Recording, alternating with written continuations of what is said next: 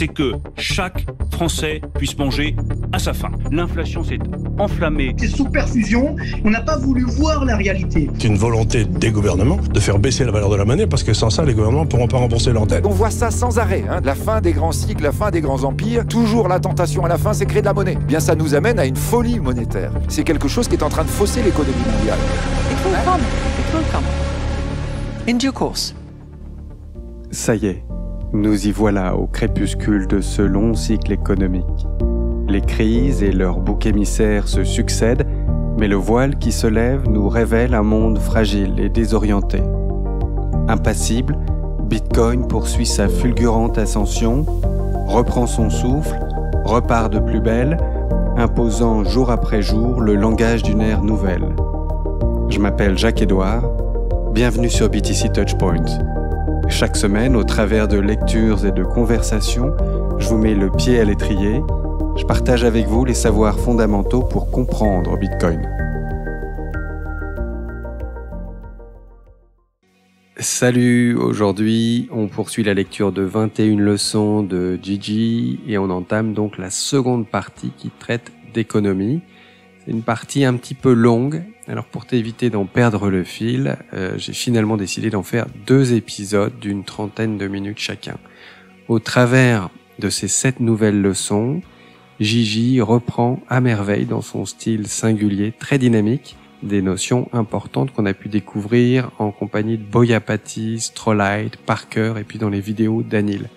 Dans cette deuxième partie, on va donc pouvoir consolider, affiner notre compréhension des fondamentaux économiques de Bitcoin et ce faisant, on va renforcer notre conviction de tout l'intérêt et de l'urgence d'une monnaie telle que Bitcoin, dont la supériorité technologique nous offre pour la première fois la possibilité de nous mettre à l'abri de notre propre faillibilité humaine et de la propension à la corruption des pouvoirs et des institutions à qui, faute de mieux, on a dû, jusqu'à présent, confier, de gré ou de force, la gestion de la monnaie.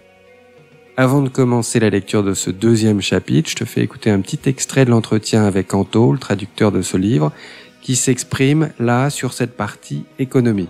L'intégralité de cette conversation est disponible via un lien correspondant que j'ai laissé dans les notes. Moi, je dirais que sur la partie économie, ma leçon préférée, c'est la première, la numéro 8, si je dis pas de bêtises, la méconnaissance financière. C'est là aussi, quand je l'ai lu, que je me suis dit, ouais, bon, ok, effectivement, il y a un truc là-dessus, parce que, pareil, elle a pas mal résonné en moi, celle-ci, parce que en plus, quand j'ai passé mon bac, j'ai fait un bac éco et social. Ouais. Et j'ai lu la leçon et il y a pas mal de choses de l'époque, de ma terminale particulièrement, qui sont remontées. Typiquement le fait que on n'a rien appris à part Keynes en fait.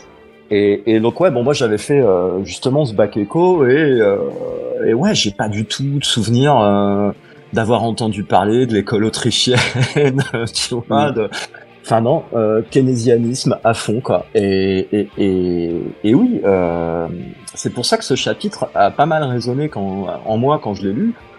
C'est que oui, la méconnaissance financière aujourd'hui, peut-être, je peux me tromper, mais aujourd'hui, je suis convaincu, j'ai le sentiment que c'est organisé, quoi, que c'est voulu, qu'on maintient la population dans l'ignorance financière, parce que ça arrange du monde probablement, tu vois. C'est Henry Ford à qui on attribue une citation là du genre si jamais la population découvrait comment fonctionne le système bancaire, il y aurait une révolution. C'est une bonne chose qu'ils savent pas parce que sinon il y aurait une révolution dans la rue le lendemain, un truc du genre, non? C'est possible, c'est vrai que ça me dit. Alors je sais pas si c'est Henry Ford, mais oui, ça me dit quelque chose cette citation. Du coup, oui, c'est ce que je pense. Probablement qu'il y a une volonté derrière, parce qu'enfin. En vrai, alors je sais pas comment ça se passe aujourd'hui, mes enfants sont encore un peu jeunes pour en être là, dans leur apprentissage. Ils sont pas encore au collège, donc voilà, on n'en est pas là, mais effectivement, moi au lycée, j'ai eu beau faire un bac économique et social, on ne m'a rien expliqué de la création monétaire, de tout ça, quoi. Ou alors vraiment à la marge, quoi, tu vois, et clairement pas suffisamment pour prendre conscience des enjeux derrière, quoi. 21 leçons, Enseignement tiré de ma chute dans le terrier du lapin Bitcoin. Dear Gigi. Traduction Anto. Deuxième partie, économie. Un grand rosier se dressait près de l'entrée du jardin. Il était tout couvert de roses blanches, mais 3 jardiniers s'affairaient à les peindre en rouge. Ceci sembla très curieux à Alice. Lewis Carroll, Alice au pays des merveilles. L'argent ne pousse pas sur les arbres. C'est idiot de croire ça et nos parents ont fait en sorte de nous l'inculquer en le répétant comme un mantra. Nous sommes encouragés à utiliser judicieusement l'argent, à ne pas le dépenser inconsidérément et à l'épargner quand tout va bien pour les mauvais moments. Après tout, l'argent ne pousse pas sur les arbres. Bitcoin m'a plus appris sur l'argent que ce que j'aurais jamais cru devoir savoir. Grâce à lui, j'ai été forcé d'explorer l'histoire de l'argent, du secteur bancaire, diverses écoles de pensée économique et bien d'autres choses. La quête pour la compréhension de Bitcoin m'a mené sur une multitude de chemins et je tente d'en explorer certains au long de ce chapitre. Dans les 7 premières leçons, j'ai abordé certaines questions philosophiques qui entourent Bitcoin. Les 7 suivantes se pencheront plutôt sur l'argent et l'économie. Partie 2, économie. Leçon 8, la méconnaissance financière. Leçon 9, l'inflation. 10, la valeur. Leçon 11, l'argent. Leçon 12, l'histoire et le déclin de la monnaie. 13, la folie des réserves fractionnaires. 14, une monnaie saine. À nouveau, je ne pourrai qu'effleurer la surface. Bitcoin est non seulement ambitieux, mais il couvre aussi profondément un large spectre de domaines, rendant impossible à balayer tous les sujets pertinents en une seule leçon, un seul essai, article ou livre. Je doute même que ce soit tout simplement possible.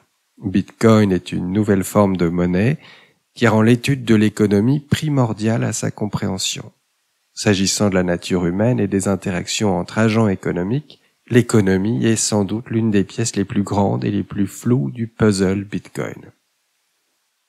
À nouveau, ces leçons explorent diverses choses que Bitcoin m'a apprises. Elles sont un reflet de ma chute dans le terrier du lapin. N'ayant pas de formation en économie, je suis clairement en dehors de ma zone de confort et je suis tout à fait conscient que ma compréhension est potentiellement incomplète. Je ferai de mon mieux pour présenter ce que j'ai retenu au risque même de passer pour un idiot. Après tout, je cherche toujours à répondre à la question « Qu'avez-vous appris de Bitcoin ?» Après 7 leçons observées sous l'angle de la philosophie, passons à l'angle de l'économie pour en examiner 7 de plus. Tout ce que j'ai à vous offrir cette fois, c'est un cours d'économie. Terminus, une monnaie saine. Leçon numéro 8. La méconnaissance financière. Et la dame pensera que je suis une petite fille ignorante. Non, il vaudra mieux ne rien demander, peut-être que je verrai le nom écrit quelque part. Lewis Carroll, Alice au pays des merveilles. Une des choses qui m'a le plus frappé, c'est la quantité de finances, d'économie et de psychologie nécessaires à la compréhension de ce qui semble à première vue un système purement technique, un réseau informatique. Pour paraphraser un petit gars aux pieds poilus, il est fort dangereux, Frodon, d'étudier Bitcoin.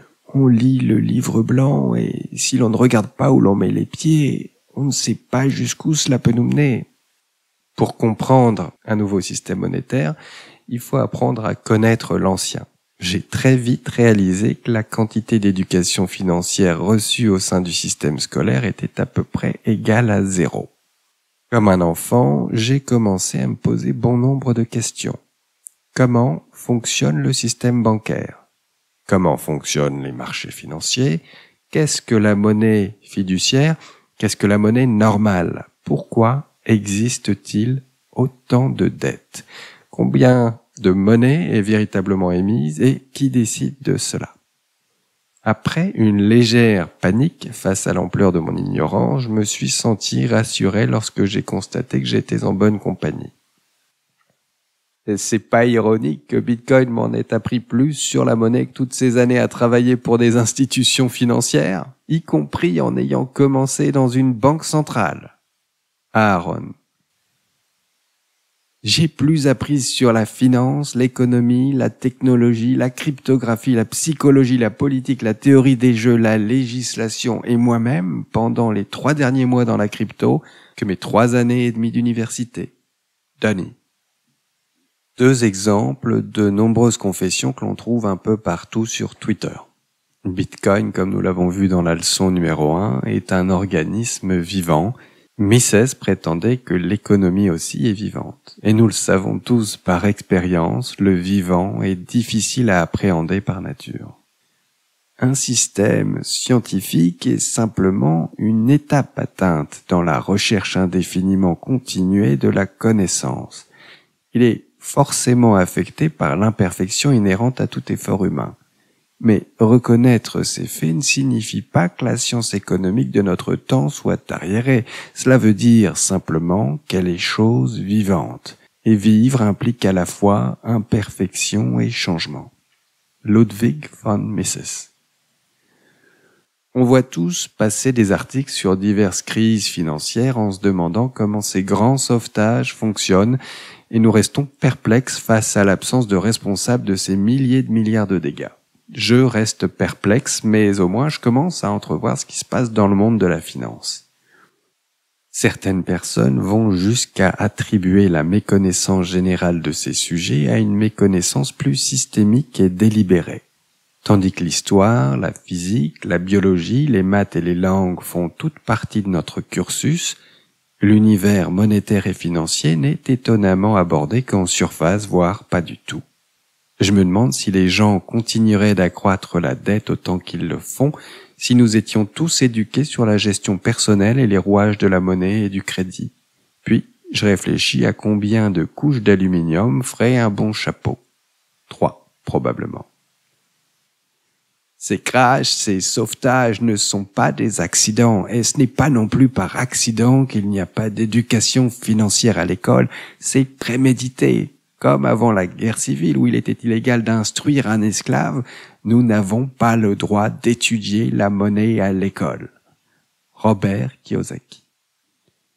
Comme dans Le Magicien d'Oz, on nous demande de ne pas prêter attention à l'homme derrière le rideau.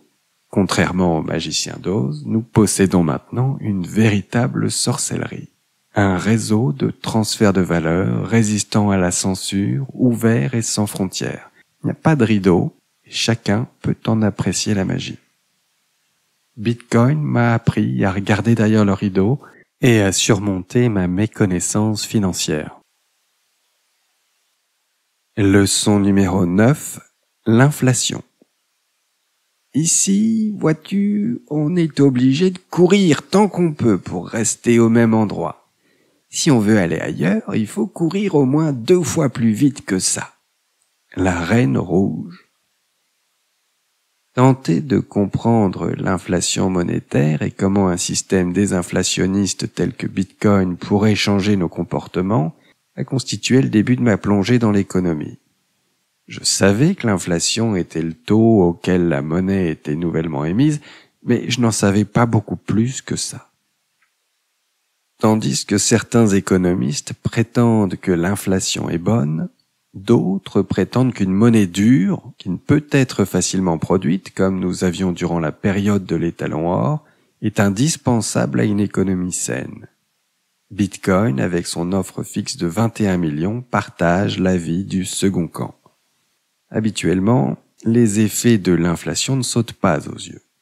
Selon le taux d'inflation, ainsi que d'autres facteurs, le délai entre la cause et la conséquence peut s'étendre sur plusieurs années.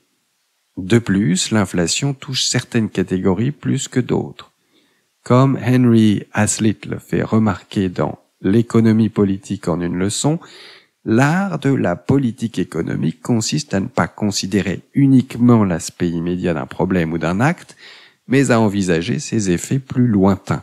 Il consiste essentiellement à considérer les conséquences que cette politique peut avoir, non seulement sur un groupe d'hommes ou d'intérêts donnés, mais sur tous les groupes existants. L'une de mes révélations fut le moment où j'ai compris que l'émission monétaire, imprimer plus d'argent, était une activité économique totalement différente de toutes les autres activités économiques. Pendant que les vrais biens et services produisent de la vraie valeur pour les vrais gens, imprimer plus d'argent a l'exact effet contraire. On retire de la valeur à tous ceux qui détiennent cette monnaie dont la quantité augmente. L'inflation en soi, c'est-à-dire la simple émission de plus de monnaie avec pour conséquence la hausse des salaires et l'accroissement des prix, peut très bien avoir l'air de créer une demande supplémentaire. Mais si on raisonne en termes de production et d'échange des biens réels, il n'en est rien. Henry Hazlitt. La force destructrice de l'inflation devient évidente dès qu'un peu d'inflation se change en beaucoup. Si la monnaie subit une hyperinflation, les choses tournent au vinaigre très rapidement.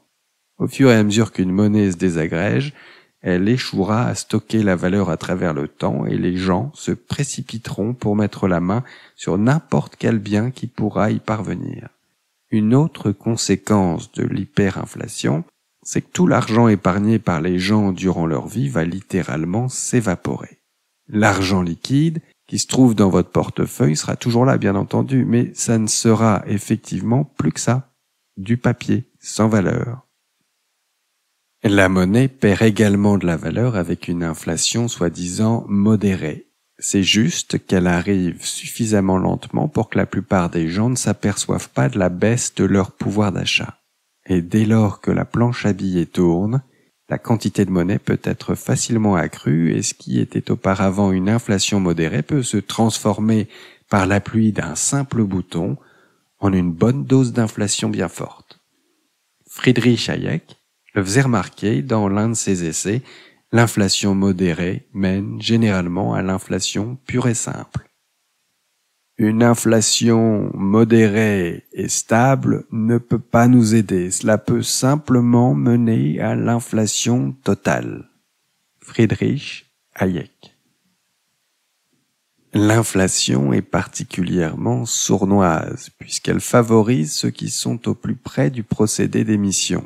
Il faut du temps pour que la monnaie nouvellement émise circule et que les prix s'ajustent. Donc si vous avez la possibilité de mettre la main sur plus d'argent avant que celui des autres ne se dévalue, vous avez de l'avance sur la courbe d'inflation. C'est aussi pour ça que l'on peut voir l'inflation comme un impôt caché, car au final ce sont les gouvernements qui en profitent tandis que tout le monde en paye le prix. Je ne pense pas que ce soit une exagération de dire que l'histoire est largement une histoire d'inflation, une inflation habituellement fabriquée par les gouvernements pour le gain des gouvernements. Friedrich Hayek.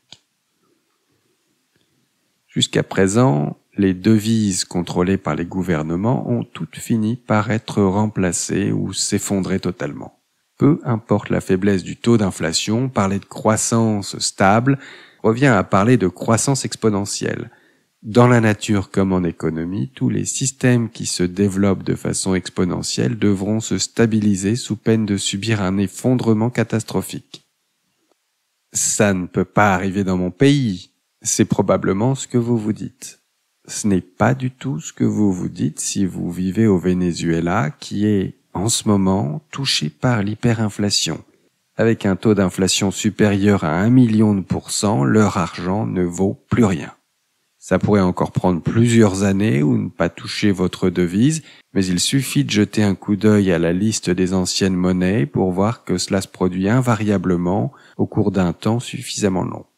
Je me souviens avoir réellement utilisé toutes celles-ci. Le shilling autrichien, le Deutschmark, la lire italienne, le franc français, la livre irlandaise, le dinar croate, etc. Ma grand-mère a même utilisé la couronne austro-hongroise.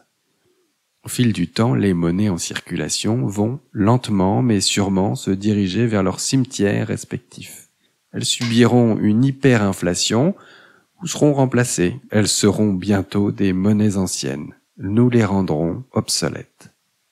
L'histoire a montré que les gouvernements cèdent immanquablement à la tentation de gonfler l'offre de monnaie. Seyfeddin Amous. Pourquoi Bitcoin est-il différent? Contrairement aux monnaies imposées par les États, les biens monétaires qui ne sont pas réglementés par des gouvernements mais par les lois de la physique ont une tendance à la survie et même à maintenir leur valeur au fil du temps. Jusqu'à présent, le meilleur exemple est l'or, qui, comme l'atteste le bien nommé rapport or sur costume correct, conserve sa valeur sur des centaines et même des milliers d'années. Il n'est peut-être pas parfaitement stable, un concept discutable dès le départ, mais la valeur qu'il renferme reste au moins dans les mêmes ordres de grandeur. Lorsqu'un bien monétaire ou une devise conserve efficacement sa valeur à travers le temps et l'espace, il est perçu comme fort. Si, à l'inverse, il ne peut la maintenir parce qu'il s'abîme ou gonfle facilement son offre, il est considéré comme faible. Le concept de dureté est essentiel à la compréhension de Bitcoin et mérite un examen détaillé. Nous y reviendrons dans la dernière leçon sur l'économie, la monnaie saine. Alors que de plus en plus de pays souffrent d'hyperinflation, de plus en plus de gens devront affronter la réalité des monnaies fortes et faibles. Si nous avons de la chance, il se peut même que certaines banques centrales se trouvent forcées de réévaluer leur politique monétaire. Quoi qu'il arrive, la lucidité que m'a procurée Bitcoin s'avérera sans doute inestimable quelle que soit l'issue. Bitcoin m'a appris que l'inflation était un impôt caché et que l'hyperinflation était une catastrophe. Leçon numéro 10. La valeur. C'était le lapin blanc qui revenait en trottant lentement et en jetant autour de lui des regards inquiets comme s'il avait perdu quelque chose. Lewis Carroll, Alice au pays des merveilles. La valeur est en quelque sorte paradoxale et il existe de multiples théories qui tentent d'expliquer pourquoi nous donnons de la valeur à certaines choses plutôt qu'à d'autres. Les gens sont conscients de ce paradoxe depuis des millénaires. Comme Platon l'écrivait dans son dialogue avec Eutydème, nous estimons certaines choses parce qu'elles sont rares, pas seulement sur leur nécessité à notre survie. Même pour bien faire, vous avertiriez vos écoliers d'en user de la sorte et de n'en parler qu'entre eux ou avec vous, car la rareté, Eutydème, met le prix aux choses, et l'eau, comme dit Pindare, se vend à vil prix quoi qu'elle soit ce qu'il y a de plus précieux. Platon. Ce paradoxe de la valeur montre une chose intéressante à propos de nous autres humains.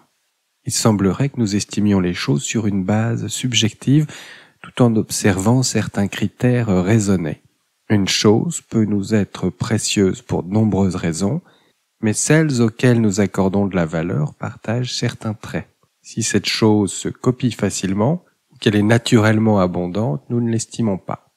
Apparemment, nous accordons de la valeur à quelque chose par sa rareté, l'or, les diamants, le temps, sa complexité ou sa quantité de travail nécessaire, son irremplaçabilité, une vieille photo d'un être cher, son utilité à permettre des choses autrement impossibles, ou encore une combinaison de tout ça, comme les grandes œuvres d'art. Bitcoin est tout ça à la fois. Il est extrêmement rare, 21 millions, de plus en plus dur à produire, la réduction des récompenses, impossible à remplacer, une clé privée perdue l'est à jamais, et nous permet de faire des choses plutôt utiles.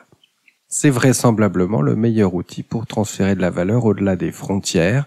Il est virtuellement résistant à la censure et à la saisie, ce qui permet à n'importe qui de stocker sa valeur sans l'aval des banques et du gouvernement pour ne citer qu'eux. Bitcoin m'a appris que la valeur était subjective, mais pas arbitraire. Leçon numéro 11. L'argent.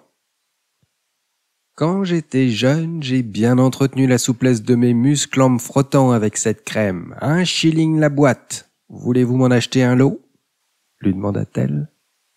Le sage. Qu'est-ce que l'argent? On l'utilise tous les jours. Pourtant, il est étonnamment complexe de répondre à cette question. Nous en dépendons de toutes les manières possibles et imaginables, et si nous en manquons, nos vies deviennent très difficiles. Toutefois, nous réfléchissons rarement à cette chose qui fait prétendument tourner le monde. Bitcoin m'a contraint à répondre inlassablement à cette question, mais enfin, c'est quoi l'argent ? Dans notre monde moderne, la plupart des gens penseront probablement à des bouts de papier lorsqu'ils parleront d'argent, alors même qu'il n'est en majorité qu'un nombre sur un compte bancaire. Notre argent est déjà fait de 1 et de 0, alors en quoi Bitcoin est-il différent ? Il l'est car essentiellement c'est un type de monnaie très différent de celle qu'on utilise habituellement. Pour le comprendre, nous allons devoir nous pencher sur ce qu'est la monnaie, comment elle a vu le jour et pourquoi l'or et l'argent ont été utilisés durant la majeure partie de l'histoire du commerce. Les coquillages, l'or, l'argent, le papier, le bitcoin. En fin de compte, la monnaie, c'est ce dont les gens se servent, peu importe son aspect et sa forme ou l'absence de celle-ci. L'argent est ingénieux en tant qu'invention. Un monde sans argent s'en retrouverait compliqué à l'absurde. Combien de poissons pour ces nouvelles chaussures ? Combien de vaches pour acheter une maison ? Qu'est-ce que je fais si je n'ai aucun besoin immédiat mais que je dois me débarrasser de mes pommes bien mûres ? Pas besoin d'être très imaginatif pour comprendre qu'une économie basée sur le troc serait terriblement inefficace. Le truc excellent avec l'argent, c'est qu'on peut l'échanger contre n'importe quoi d'autre. C'est une sacrée invention. Comme Nick Szabo le résume brillamment dans Shelling Out the Origins of Money, les êtres humains ont utilisé toutes sortes de choses en tant que monnaie, des perles de matériaux rares comme l'ivoire, des coquillages, des os spécifiques, divers types de bijoux, puis plus tard, des métaux rares comme l'argent ou l'or. En ce sens, il est plus représentatif d'un métaux précieux. Au lieu que ce soit l'offre qui change afin de maintenir la valeur, celle-ci est prédéterminée et c'est la valeur qui change. Satoshi Nakamoto. Bons paresseux que nous sommes, nous ne passons pas trop de temps à réfléchir à ce qui marche. L'argent, pour la plupart d'entre nous, ça fonctionne très bien. Comme avec nos voitures ou nos ordinateurs, nous ne sommes obligés d'y penser que lorsqu'un de ces trucs tombe en panne. Les personnes qui ont vu leur économie d'une vie s'évaporer avec l'hyperinflation savent très bien la valeur d'une monnaie forte, tout comme ceux qui ont vu leurs amis et familles disparaître à cause des atrocités de l'Allemagne nazie ou de l'Union soviétique connaissent très bien la valeur de la confidentialité. Le problème avec l'argent, c'est qu'il est partout.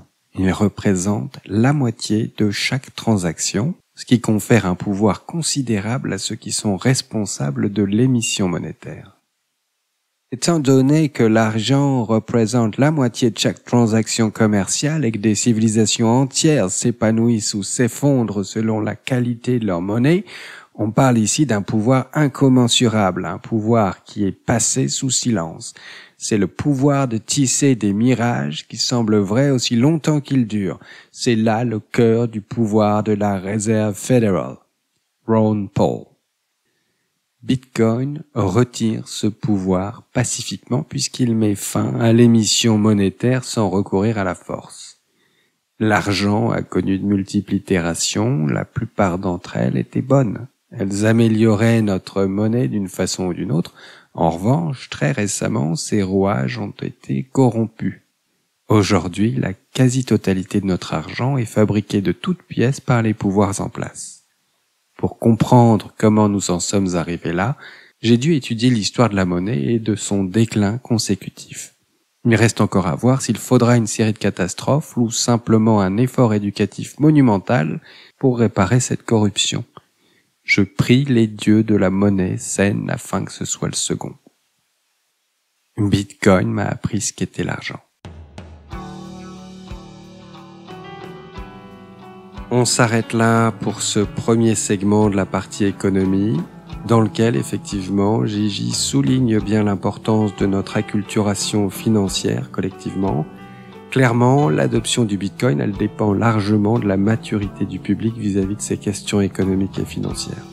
Et ouais, il y a sans doute encore beaucoup de chemin à parcourir ensemble compte tenu de notre point de départ, savoir un état d'ignorance collective assez profonde cultivé par le système et du niveau de connaissance requis pour se forger une conviction sur la pertinence de Bitcoin. Ce sera progressif, ça prendra du temps, peut-être moins qu'on pense en fait. Je veux dire, il y a les crises. Les crises ont ça de positif, c'est qu'elles accélèrent souvent les prises de conscience et les changements de comportement. Pour le meilleur ou pour le pire d'ailleurs. Une population terrorisée, conduite dans un état de sidération à l'occasion ou à la faveur d'une crise majeure, peut être docilement conduite dans une voie qui lui porte préjudice. On verra. Ce qui est encourageant dans tous les cas, c'est qu'avec ce type de lecture, nous, les bitcoiners, sommes mieux équipés chaque jour pour transmettre efficacement autour de nous des vérités finalement assez simples. C'est pas si compliqué, mais ça nous a été offusqué derrière un jargon technique et derrière cette idée que l'argent, c'est pas bien. J'en parlais d'ailleurs l'autre jour lors d'une conférence organisée par un bitcoiner à Lorient, de cet obstacle culturel qui nous handicape tous. On en est arrivé en France au point où il faut s'autoriser soi-même à s'éduquer sur la question de la monnaie. Tout autour de nous semble fait pour nous en dissuader. C'est un sujet qui est largement évincé des manuels scolaires. Il y a ce jargon technique obscur des financiers qui nous tient bien à l'écart de leur monde. Et d'une certaine manière, ça tombe bien, parce qu'on n'a aucune envie de nous en approcher. On nous l'a répété 100 fois à l'église, à la maison ou à l'école, l'argent c'est sale. Puis aussi on a accepté cette idée que la monnaie c'est pas ton problème. C'est et ça sera toujours l'affaire de l'État, donc il n'y a rien à voir, circulez.